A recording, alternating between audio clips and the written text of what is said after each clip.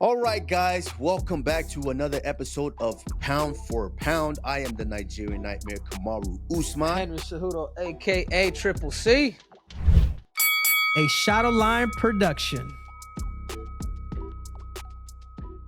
And guys, it's been a little while. Henry, I'm gonna say I kind of miss you, dog. Oh damn, You is know, that right? I kind of miss you.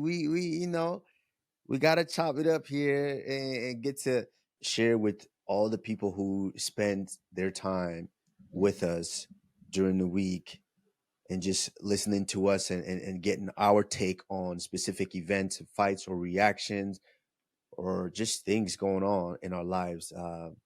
You know, I feel like they probably missed us too, because I know I definitely missed it.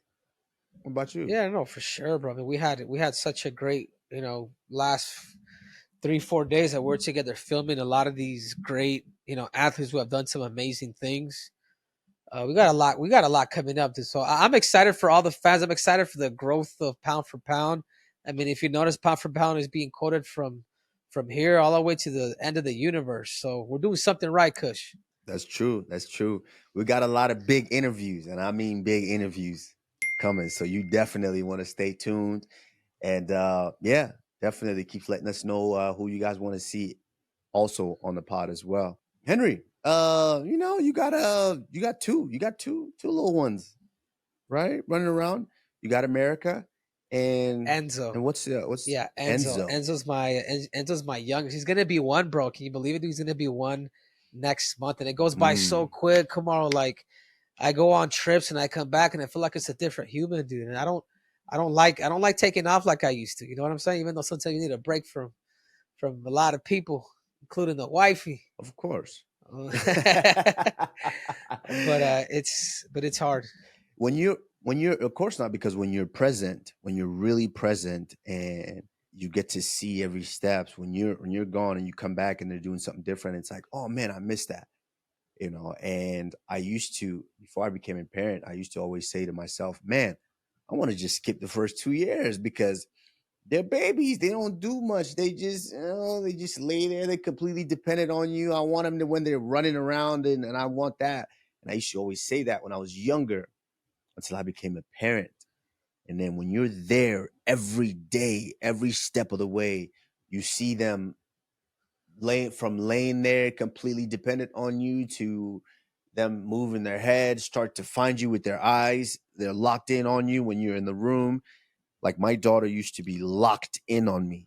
When I walked in the room, she didn't care who else was in the room. She was locked in on me to the point where you see them discover their fingers, their toes. They start laughing, and all of those things. So once you go through all of that, man, it's like, man, I can't miss that.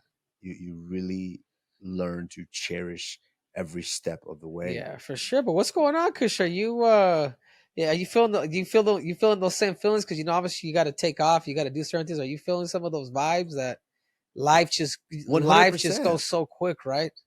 Absolutely. And at the end of the day too, it's you get to a place where it's a process of how you're raising them, what you want to instill in your kids. Because Henry, you and I know, because we've been through it, you and I know that this life is a competition. Whether you like it or not, whether you want to say, I know there's that phrase, or I'm not in competition with anyone but myself. Life is a competition. Everything you do in life is a competition. Because if it wasn't a competition, then everybody would be the same. Everybody would live in the exact same house. Everybody would have the exact same things in their house, drive the exact same car, do everything would be exact same. Some people just happen to work a little harder than some, and they earn a little more. And then, some people use their wits in different ways to where it's all a separation. It's all that. So for me, it's now trying to raise a human being is trying to raise them in a way to where you help them understand that, hey, how can I be the best version of myself to be as competitive as I can be? So I have as smooth of a life as I can. So how are you finding that now as a parent in pouring into your kids to give them that advantage to be competitive. Yeah, I don't know for sure. I think my biggest thing right now with my kids, I'm discovering what it's like to be a parent. I didn't have both parents growing up. So to me, I think the biggest thing that I like to do with them is just let them have fun and play.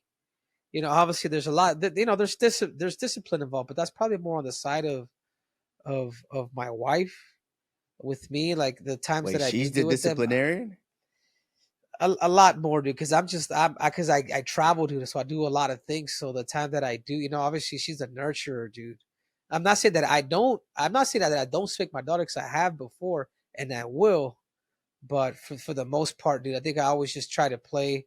I try to play with my kids as much as I damn can, because I'm also at the same time that I build that relationship with them through playing, but also to just to build that bond with them. You know what I'm saying? Yeah. Because the majority of the nature stuff, my wife does that. From changing them to bathing them to cooking and cleaning for them, and so Yeah. so that's how it is for me, dude. Yeah, of course. And obviously with parenting styles, you just, as an authoritative parent, through research, we've realized that is the most effective style of parenting, because authoritative parent is not, you're not just an authoritarian. An authoritarian is just a parent that's just all discipline, 100% hard nose, hard nose, hard nose. But authoritative is you're high in discipline, but you're also high in love, to where they get to play, they get to still love what's going on, but they know the boundaries. They know right from wrong. They know what you expect and the expectations there. What you don't want to be is the uninvolved, to where you just like, all right, play, just do your thing. And then, they end up getting in this, getting hurt, getting that, to where they don't understand boundaries, to where they become adults, big adults, and they don't understand boundaries. And that's where daddy and mommy issues come about. Is the fact that you never really gave that quality time. But dude, God, Lee, that you just gave me the chills, coach. You're so right, dude. Well, let's get you're about to make me start thinking and puzzle me out of this damn shit. Yeah, man. But we have a big weekend coming up. UFC 307 live from Salt Lake City. But as always, guys, UFC 307 preview is presented by Underdog Fantasy. Guys, for everything UFC 307 and football season, we want to give a huge shout out to our partners at Underdog Fantasy, the best place to play fantasy sports. As always, their pick'em game is as easy as choosing higher or lower on a variety of player stats, like significant strikes, takedowns, and knockouts for UFC 307 Pereira versus Rountree Jr. Underdog also has picks for every other major sport. New users this week get a free deposit bonus up to $1,000, and both new and existing users get a Tyreek Hill free pick for Monday Night Football. Underdog is available in 30 plus states, including California, Texas, and New York. Use promo code P4P to sign up and support the show. Click the link below to get started. Now, let's get into UFC 307 preview. Starting with these prelims. I mean, listen, Henry, I think this is a fantastic card. I'm being honest with you. Like, UFC is when they go to Salt Lake City, they're not playing. And I don't know if that's between Salt Lake City or the UFC, but they're not playing. They really putting names on these cards. And yes, some of these names might not necessarily be people in positions to be fighting for a title the next fight, the next bout, but there's a couple of them on there. And then there's a lot of names that the fans are going to recognize and go, I want to see them fight. I need to see them fight. I haven't seen them fight in a while. I mean, look at that. We're starting with Court McGee taking on Tim Means. I feel like these guys have been in the UFC for at least 10 years. Court McGee, a guy that before I got into the UFC, was watching him become Ultimate Fighter champion, dealing with his things in and out of the UFC, having his battles. But man, a resilient guy, man, and he's still here and he's still doing it. So big shout out to Court McGee taking on the what is it? The Dirty Bird, Tim Means? The Dirty Bird, yeah. You remember that at Legacy Fighting Championships? Yeah. Tim Means, the Dirty Bird. So yeah, another fun style. I think this is gonna be a fun fight to watch, but incredible. And Henry, hey, we might as well just let's go who we're leaning towards in these fights. Obviously, both guys are very, very well versed with the with volume. They love to push the pace. They love to throw volume. But I think Court McGee's wrestling is just a bit better if he uses it. So Yeah. Look at the amount of fights from Tim Means and Court McGee, dude. That's right. like you don't get that many fighters with, in the 30s, getting close to the 40s for Tim Means. Got it. 30s. I mean, he's got over 50 fights. Right. So, Right. Unless my math is wrong, or 50 fights. Is that right? What is it? What are we? It's 33 plus 16 plus 1. Somebody, where's our producer at? Yeah, Can our producer chime in? Yeah, I think that's 50 fights, Henry. Good job with the math there. But yeah, these guys are both very, very experienced. If I had to pick, I like both guys. I like their style of fighting. I think it's a fun fight. I think Tim Means Muay Thai is very, very good. Once he get in there close, his elbows is very good. But I think Court McGee might be able to pull that one out if he goes to his wrestling. So I will go Court McGee. Yeah, I'm actually gonna have to agree with you. I think the grappling. The fact that he's from Utah and he has a little bit of that grappling sense, I could see it rolling into his side. It's crazy that he's a first fight, but it is what it is. Yeah, I mean, this card is just loaded. I mean, that's first fight on the prelims. Now you go to the second fight. You're talking about former champion Carla Esparza taking on Tisha Pennington, formerly Tisha Torres, but Tisha Pennington. This is a good fight. I've been hearing a lot of rumors that this might be Tisha's last fight, but nonetheless, Tisha has been a phenomenal competitor. Watching her win fights, watching her just compete for a long, long time.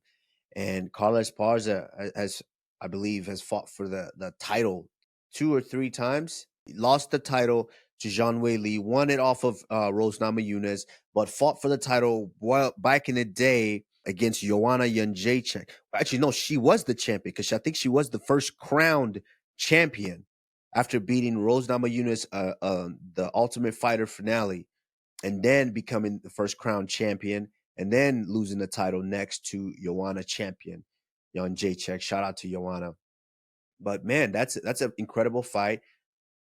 I'm gonna lean towards Tisha Pennington, on this fight, because I think Tisha does very, very good with her movement, and when she's ready to go, she throws her combinations and she gets out of there. So I'm gonna have to go with Tisha Pennington on this one.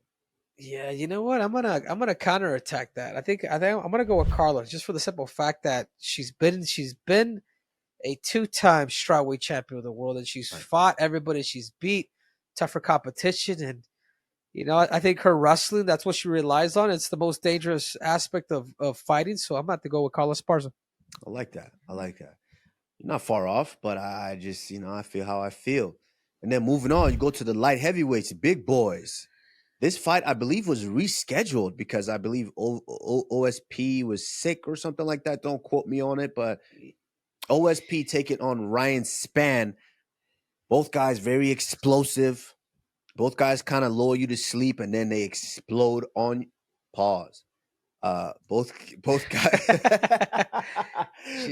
guys both guys are extremely explosive. This is gonna be an incredible fight. I do think somebody gets the stoppage here because both guys aren't necessarily known to just kind of fight. Well, especially Ryan Spann, I don't think is really known to just fight to a decision. So you can potentially expect a finish here. But if I had to pick, I would lean towards Ryan Spann. I think an in shape Ryan Spann has proven to be able to go in there and get the job done. Yeah, you know what surprises me, Kamaru, is look at the last 3 cards. These are all vegetables. This is what the UFC trying to get rid of all of them. Out with the old, in with the new. It's from Carla Esparza to Obisase Preux. I mean, to Court McGee. I mean, Jesus. But yeah, I'm gonna go with OSP. I think he's a vet. He's got a lot more. Look at the amount of fights these guys have. Right. It's ridiculous, man. That surprises me. But I'm gonna go with OSP. I think he's he back in the day. I mean, obviously John Jones did beat him, but he did go to decision with John Jones, and that says a lot about the dude. Yeah, OSP is I think is one of just has a very dangerous left side of his body.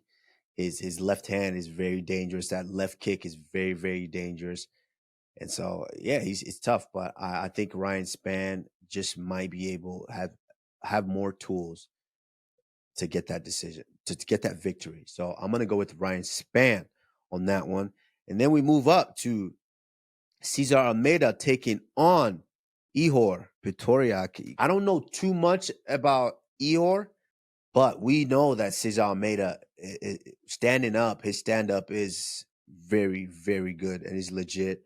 And judging by his loss to Kapilov, I think there is a clear cut path to a victory against a guy like Cesar Almeida. I don't think you just want to go in there and stand with the guy and trade with him. I think you look to mix things up and potentially get him down.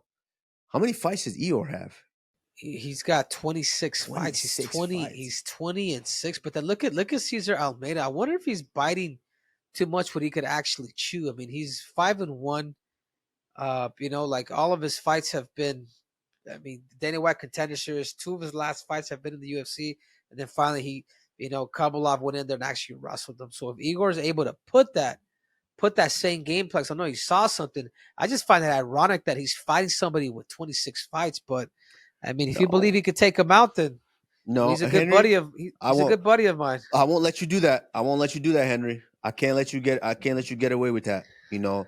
I remember us breaking down Cesar Almeida taking on Roman Kapilov, and I remember you saying, "Oh man, Cesar Almeida's he has a win over Alex Pereira. Cesar Almeida's his kickboxing is legit. It's crazy." So he has a lot of experience in fighting. So let's not downplay him now just because he's 5-1 and say, "Oh, he's biting up more than he could chew" because he's fighting a guy that's 20-6 or something. He's a competitor, Henry. Don't do that. No. Yeah, no, of course, but 100%. What I'm saying though, because even Kapilov had a lot more fights than him. Like after you lose, you do have to learn from that. So I come more from that aspect. I don't come from the aspect of him just saying that, that he's not ready. It's like, dude, you're fighting guys that are vets and experienced. 26 fights versus 6 fights. In other words, he has 20 more fights in him. But if Ihor cannot take him down, he's in trouble.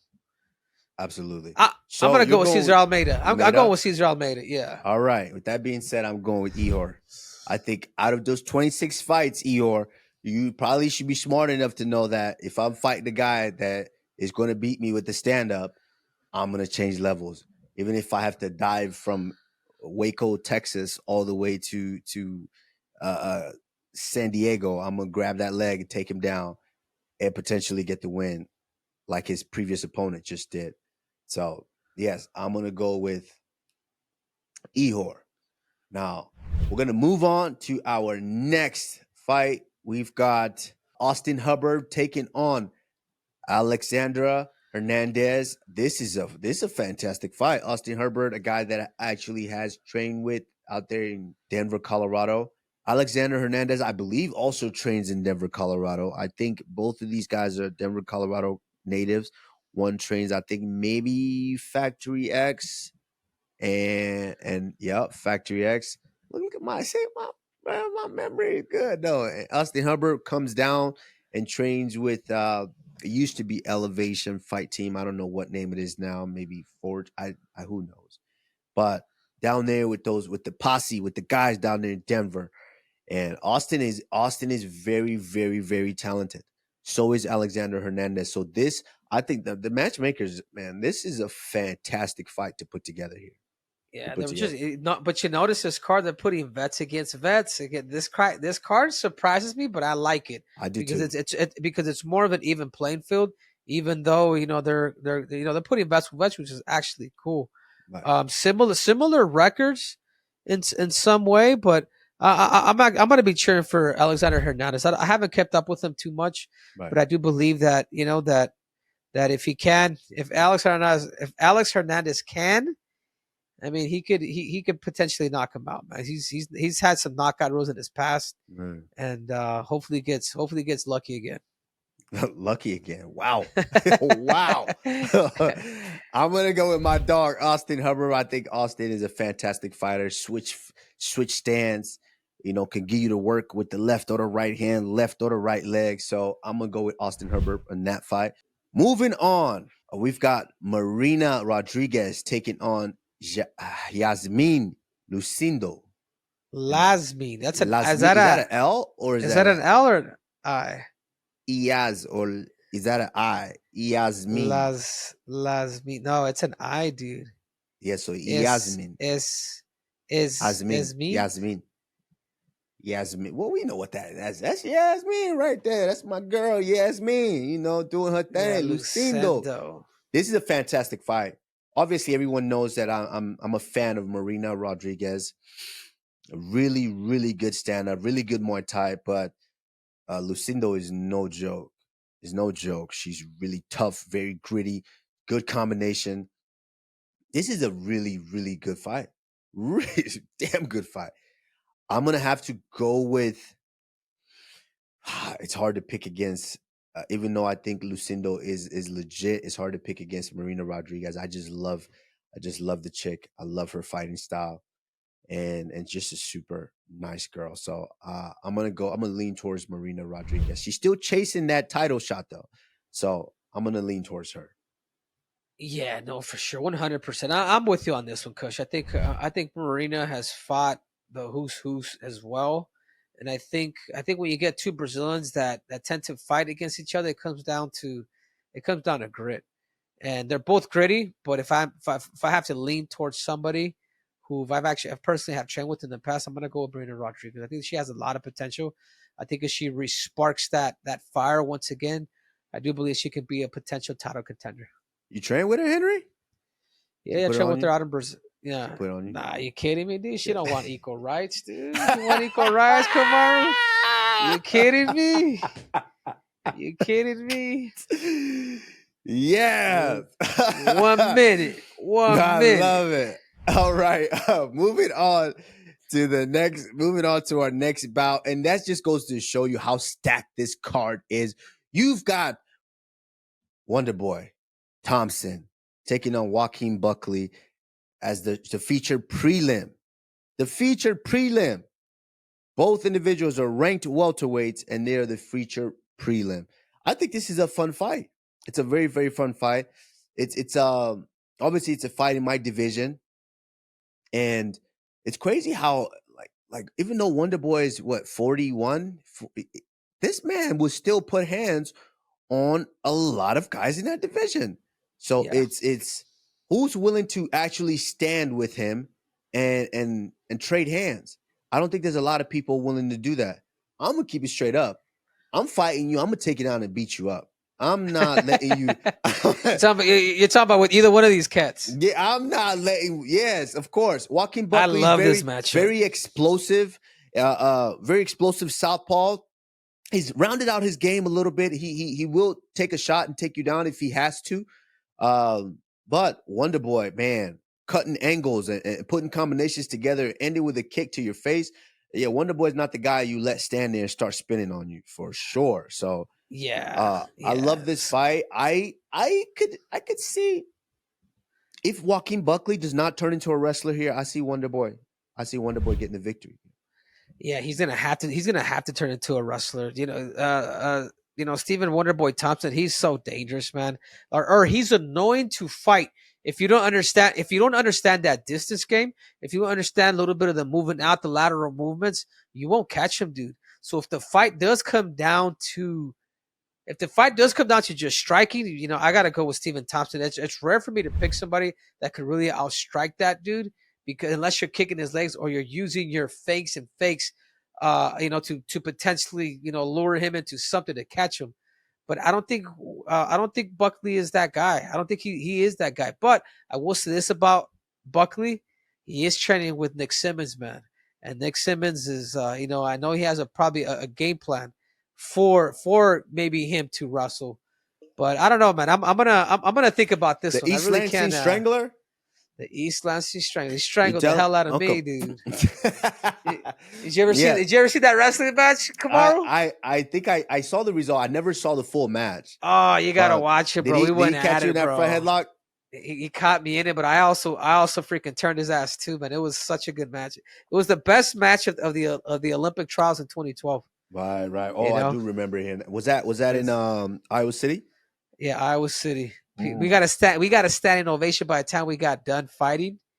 But you know what, dude? I take that back. Just because of Nick Simmons, I'm gonna go with Buckley. I think he's gonna bring that stuff in, and I think Nick Simmons is playing a big influence on him. And if he took me out, he can train somebody else and take somebody else out. So I'm gonna go with Buckley. Okay, I want to say Buckley, but I think Wonder Boy is due for a Yeah, win it's here I get it. because It's yeah, he's due for a win here, and because to be honest with you, if he doesn't get a win here, I don't know where what's next for Wonder Boy if he doesn't get a win here. So I can see Wonder Boy going in and pulling this win out and definitely maybe having a little bit more sauce left, a little bit of tread left in those tires to maybe ascend back to the top of the division. yeah, So but I I will like say Wonder this: Boy. the only thing that kind of that's sketchy is he is 41. You know, He is, but man, that doesn't seem to be slowing him down when it comes to the striking. Of course, we don't know the injuries that he's dealt with, that he's dealing with, but I feel like just on his feet, it's very, yeah, very difficult to dude. be able to Kobe fight a guy like that. Kobe coming to you, picking on dude so hard, dude. Kobe was picking on him. Oh yeah, talking about the he's a molester. He's got his bus full of kids. Hey, Anyways, I really don't care who wins that fight, but you know, Steven Wonder Boy, he really is the what is it, the BMF, he's the NMF. MMF. The Nicest nicest. mother effer. Yeah, that's what that is. Anyways, moving on. Wow. And they also have Roman Dolidze taking on Kevin Holland in a middleweight. I believe that's a middleweight matchup. So I guess Kevin Holland has had enough of getting down to that welterweight division, and he's back up to that middleweight division, which to be honest, Kevin Holland is one of those guys that can do it. He can go up, he can come down, can go up. Yeah, he's tall, he's rangy, he's lanky. He can make the weight at welterweight. And looked great. He looked great at welterweight. I mean, he's got a couple finishes down there. So I'm all for it, whichever he goes. I think this is a very dangerous fight here for Roman Dolidze because Kevin Holland is known. Roman is excellent jiu-jitsu and very tough and gritty stand-up. But as far as the in-between, the wrestling, to be able to control that, to get the fight to the ground, I think he might struggle a little bit in that area because we saw it in a fight where he fought Nasruddin Imavov. He just couldn't get the fight down. He looked like he had an adrenaline dump and just could not get the fight down to the ground, to where he ultimately suffered a loss in that fight. But Kevin Holland is just not one of those guys that you kind of let hang around, man, because he's just long and wiry, and he'll hit you with something that'll put you down. At one point, honestly, I'm just like, I think it's Kevin Holland and what's his name, Johnny Walker, competing for the most awkward finishes in MMA, because they get you out of there with something that you don't even expect. So I love this fight, and if I had to pick, I'm gonna lean towards Kevin Holland in this because I think he's just a wild card. Yeah, no, 100%. I'm with you. And especially I don't know that much about Roman Dolidze. I mean, he doesn't have that many losses, bro. No, he's got good jiu-jitsu. Really good jiu-jitsu. Yeah, but how are his takedowns? Is his takedowns? That's where I think that's the iffy part. Yes. Is he Georgian? Yes, he's from Georgia. Roman's a really, really nice guy, really cool guy, tough, gritty, good stand-up, and good jiu-jitsu on his back. I mean, he's almost took a couple of legs home from some guys. They must, yeah. Kevin Holland, I think Kevin Holland has gone better too, man. I'm gonna have to go with Kevin Holland as well. I think Kevin can get to his feet. I think if Roman Dolidze doesn't have good entries, Kevin Holland's, he did his best to get Hamza, but dude, that was also against Hamza. He ended up getting choked out, but dude, he fought his ass off for the whatever 2 minutes that he was there with them. So I think he's learned from that, Kamaru. Kevin Holland has wins over Jacare Souza. Right, Kevin Holland facts. has wins over what's his name? Ponzinibbio. Has a finish over Ponzinibbio. Has, I mean, just a lot of crazy lot of crazy wins and fights here. Michael Chiesa, submission winner of Michael Chiesa, finished Split Santiago decision. Ponzinibbio Split decision to Jack to Della JDM. Magdalena. Yeah. Wow, that's crazy. Yeah, submitted his last outing, Michael. I mean, this guy has racked up fights here. I believe at one point he was the guy that was fighting the most in the Apex and was just racking up fights and fights and fights. So, man, in such a short time, look at how many UFC fights a guy like Kevin Holland has had. It's a big paycheck. Hey, Kevin, you living nice over there. You got that. He's definitely earned it. So I'm gonna lean towards him in that fight. Yeah, that's. Who you thinking? You going? No. Make it two. I'm gonna go with Kevin Holland as well. Kevin Holland. Okay, and then our next fight in our main card, we've got a humongous fight here with title implications here. You've got Ketlen Vieira taking on Kayla Harrison. I mean, at this point, we kind of have to say the phenom in the women's division. There's a lot of humongous and big expectations for a lady like Kayla Harrison. I mean, she's proven it. She came in first fight. They didn't give you anyone easy. They gave you the former champion in Holly Holmes, arguably one of the most decorated female combat sports athlete out there. And you went out there and made quick work of Holly Holmes. And so I think if I had to pick, I'm going to lean for sure towards Kayla Harrison. I think she's got the three components. She can strike if she has to stay there and strike with you, but her wrestling and grappling are just second to none when she gets you down on the ground. Even though Ketlen Vieira is very seasoned down there, and Ketlen Vieira is tough, very, very tough, very gritty. She's proven it, but I have to lean towards Kayla Harrison here. Yeah, I know for sure, man. Well, this is a tricky one, Kamaru. It's hard, man. It's hard to bet against a girl like Kayla Harrison, but I think out of all the girls right now at 135 pounds that could match her strength, because Vieira's a judo black belt as well. And in my opinion, she has better hands than Harrison. So it's going to come down to the wrestling, and I do feel like Kayla Harrison's going to bring the wrestling in, and that's just what's going to change it. But if Vieira can keep it on her feet, I think Kayla could be in trouble, dude. Her striking. Her striking is no joke, man. She's got lateral movement. She comes from she trains out there with Jose Aldo. If Kayla cannot take her down, dude, it's gonna lean more towards Vieira's side. Yeah. But because of the wrestling, I gotta go with the two-time Olympic champ. Kayla. Wait, you said all that, and then you said all that, and then you're gonna flip and say, "Yeah, we gotta go with the two," because you. No, plus I don't want to go against Kayla, dude. It's a fucking dude. Dealing with her is a fucking pain, dude. You scared now? There's a lot. There's too much ego, dude, between both of us combined, dude. So that's true. I'm gonna have to go with the two-time Olympic champion because of the wrestling, not because of the judo, but because of the wrestling. But I do believe that Vieira's probably the toughest fight for her stylistically because she brings in the judo and she can match that, and because of the striking. Right, I get that, but I don't like how you kept throwing that in there. She's a judo black belt too. I don't like how you kept throwing that in there. That's like saying you're wrestling a high school state champion. Like you're Olympic champion, Henry. And I don't like how you kept throwing that in there.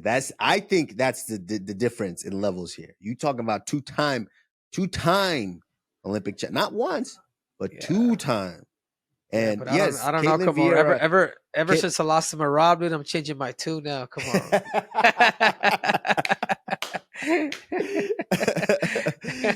Okay, no, but of course we had Kayla Harrison in studio. Fantastic interview, getting to know her a little bit more, and just being a mommy, juggling life now with all the big expectations that's expected of her, and being in studio. Henry, that one was one you probably was glad that you weren't around for, because she came in ready to shoot. She was, where's Henry? Where's Henry? She came ready for you, Henry. But that's going to be dropping this Thursday, so make sure you tune in. A fantastic interview with, shall I say the winner of this bout between Caitlin Vieira and Kayla Harrison is probably going to be the next in line for that title shot. But moving on up, we've got Jose Aldo taking on Mario Bautista. 40 fights for Aldo. I mean, think about that. 40 freaking fights. Like before I started fighting, before I won the Olympics, I was watching Jose, aka Baldo, on television. And I just felt like, dude, that dude is still around. He's 38 years old. Like, he's not as old as we all thought he is, because he was in the game for so long. I remember him in the WEC days. But if I can break this one down, Mario Bautista is a young cat. He is a big 35er. His conditioning, I mean, obviously, Al Escobar is a really good trainer. My physical therapist, he trains him. He's trying to condition the Killer Gorilla. Like, the strength factor is there, but I just don't know if Mario's wrestling is going to be enough to take out a guy like Aldo, because if it is, then Mario's figured out a code that a lot of wrestlers haven't. So for that reason, I got to go with Jose Aldo. I think there's too much heart in Bautista for him to go down, but I got Jose Aldo by decision. I think it's an incredible fight. I have to go with Jose Aldo, because I just think Aldo is solid enough to where you have to be exceptional. You have to be exceptionally good at something in order to be able to throw him off. Like a guy like Merab, of course, Merab had to grind that one out, and in order to get him. And so it's Jose Aldo's not just a slouch. He's a guy that, I mean, just look at how many belts does he have sitting in his house. Jesus. Jeez. I mean, he was champ. He was just sitting on gold. At one point, he was fighting once a year, because it was just like no one for him, and Jose Aldo is still that solid to where if you're not careful, he touched that body. Listen to me, Henry. He touched that body with that combination. He gets you out of there. One thing about him that I think he's not kicking as much as he used to, because that used to be a huge weapon that everyone was just afraid of. Everyone knew you took a leg kick from Jose Aldo, chances are you might go down. But he's not. He hasn't been kicking as much. Hopefully he brings that back this time. I don't know if he's dealing with some injuries or whatnot, but hopefully he brings that back, because I think that's something that sets him apart, that makes him exponentially more dangerous. Right. But moving on, we get to the co-main event of the evening. We've got the bantamweight, the women's bantamweight title. We've got Raquel Pennington taking on Juliana Peña. I feel like this is one of those fights where it's difficult to pick a winner, because Amanda Nunes versus Juliana Peña, and we saw what happened there. So with Juliana being able to go in there and put on those two amazing fights with Amanda Nunes, I think it's, man, you can never count her out. But unfortunately, she's been out for over 2 years now. 2 years, Henry. What I mean, what do you see happening? How do you see her coming back? Raquel Pennington has been gone. She's been out for that long, or Juliana Peña? No. Juliana Peña has been out for 2 years. Raquel Pennington won the title, I believe 8 months ago, not too long ago. So January. That's a good one, dude. Because I personally like them both, dude. But I will say this, bro. I thought Mayra Bueno Silva was gonna beat Raquel Pennington. We thought so, and then too. obviously, dude, actually being gone for quite some time and then coming back, dude, it does play it does play a role in how you feel. But Juliana Peña is a freaking dog, dude. She is a dog. But I just feel like, they're closer in age, closer in size. They're almost their styles are somewhat identical with they got similar body styles, but man, no. Dude, I'm over analyzing here, but similar sizes, 5'7" to 5'6". Kind of similar, 1.5 inch reach advantage for Juliana Peña. I got a significant strides, almost the same. takedowns, but see, that's where things change, man. The takedowns is what kind of gets me there. I don't know, man. Like I like Rocky. I know both of them, but if I had to rock with them, I'll flip the coin on this one. I'm gonna go with the underdog.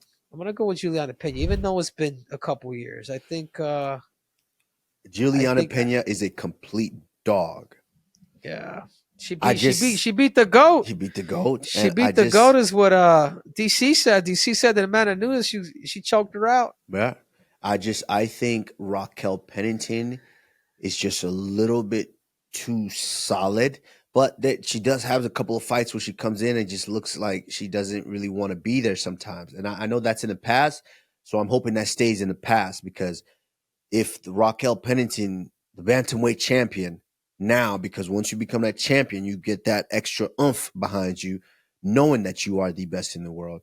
If that Raquel Pennington shows up, I think she's just a little too solid with her stand-up, with her Muay Thais, her knees, just really solid there in the clinch, because I'm telling you right now, Juliana Peña does really good work there, and she's going to be looking to get into the clinch, get her up to the cage, get down to a single, maybe pull her down, drag her down, or use that body lock. And Raquel Pennington has shown that she can be good in those type of positions. So I'm going to have to go with Raquel Pennington here, even though Juliana Peña is a complete dog. And I wouldn't be surprised if she comes in and pulls out that upset.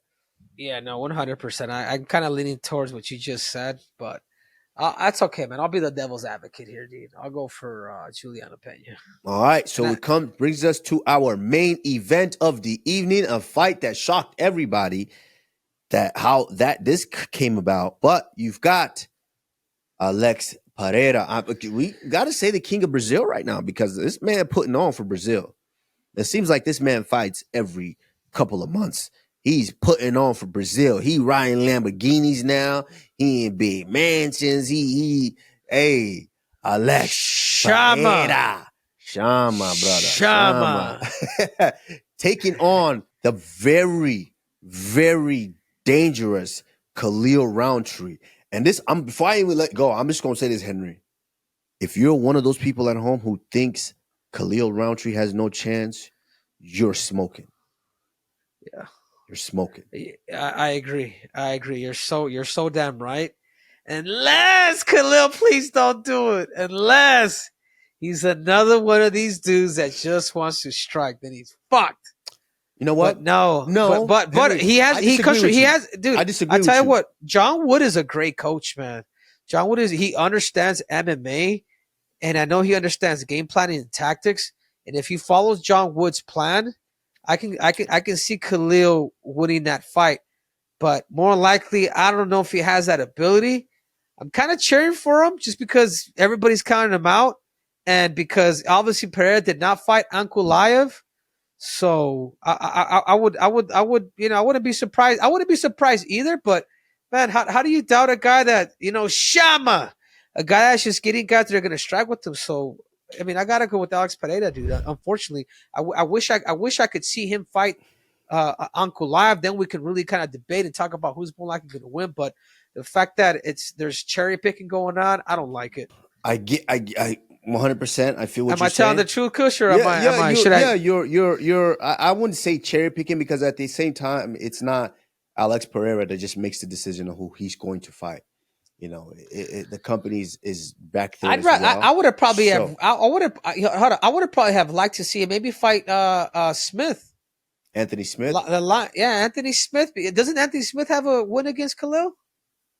Was it vice versa? I think so. Yeah, you know what I'm saying? It's almost But no, listen, I think I'm gonna shock everybody here. I think you're wrong. What you saying? Everyone just stands and strikes with him, and they lose. I think you're wrong. I think Khalil Rountree shocks the world. Knocks him out. Shocks the world. I think knocks him out.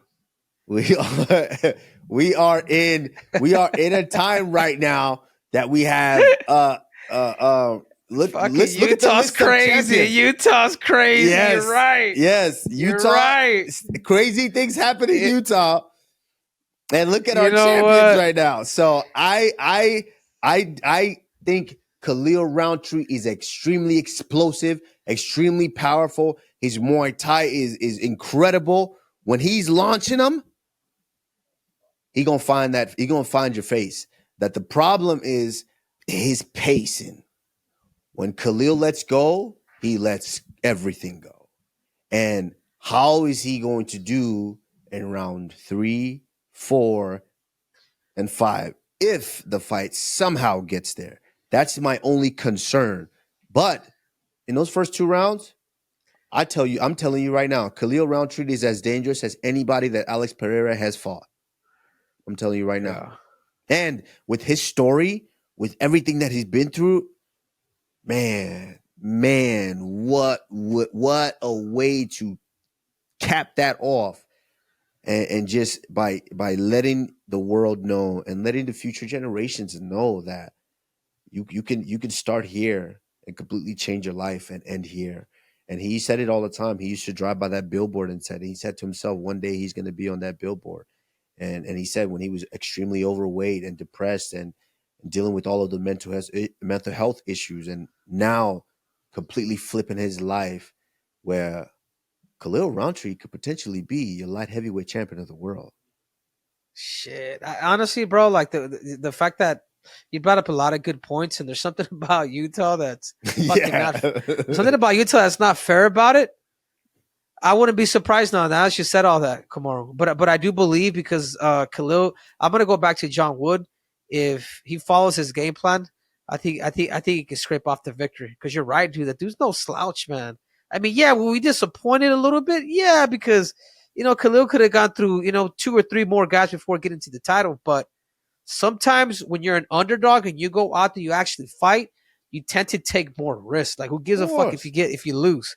And I feel like if he becomes one of those, there's 2 ways of doing it. He throws the kitchen sink out, finds that chin, or he uses the grappling and is able to take him down. But I think personally he has 2 game plans in this fight, and I think he should rely on both. Henry, I think they're both in the same spot. If we talk about complete mixed martial artists, Alex Pereira, Khalil Rountree are similar, very, very similar in a way. Am I wrong? They can both strike very, very well. But if you say, okay, there's an area that's not as strong as everywhere else, are they similar here? Yeah. They are. Now, Alex Pereira, of course, is a little more seasoned as far as his stand-up being more complete. And Alex ain't going to get tired. Alex will start from start to finish. Alex Pereira is still going to be in that fight. And so that's the only edge that I will give to Alex Pereira here. But if they're both slugging, they're both thumping, I think Khalil Rountree has as good of a chance as anybody in that division. So listen, Alex Pereira right now, I think, is the king of Brazil. I mean, he's doing his thing. And I like Alex Pereira. But just to shock the world, I think Khalil Rountree could get this done. Damn, dude! I think, dude, if this shit does everything that you're saying, Kamaru, you're about to go viral, my friend. I'm telling you, but that's gonna be a fantastic main event. Say whatever you want. This is a fantastic card. A lot of veterans on this card, a lot of names on this card, to where that place, I think, is gonna be packed early on. I remember fighting in Utah. I remember walking out and going, "Yo, these people are on top of me." There's so many people in here. It's a fantastic arena.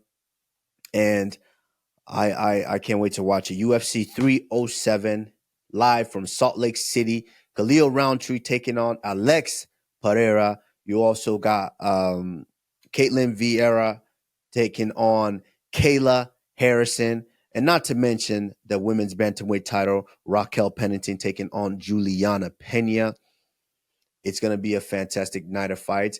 And guys, don't forget, we've got a fantastic interview coming this Thursday with the amazing Kayla Harrison.